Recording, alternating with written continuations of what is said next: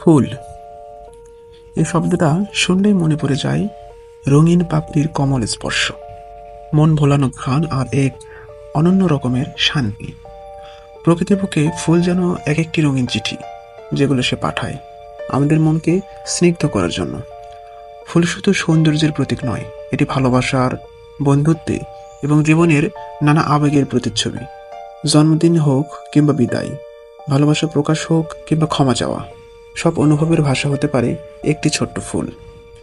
বাংলাদেশের মাটিতেও দেখা মেলে নানান রকমের ফুলের।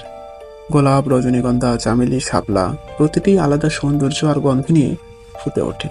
শাপলা আমাদের জাতীয় ফুল, যেটি শুধু সৌন্দর্য নয়, জাতীয় পরিচয়েরও প্রতীক।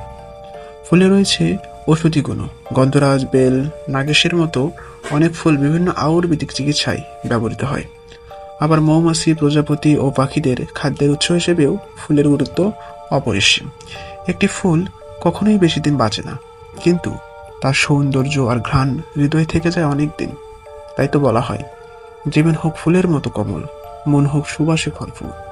ফুল আমাদের শেখায় কমলতা, শেখায় হাসতে, ভালোবাসতে।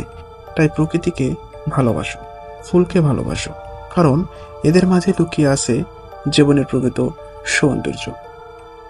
এরকম আরো ভিডিও পেতে লাইক, কমেন্ট করুন, ফলো করে পাশে থাকুন। ধন্যবাদ সবাইকে।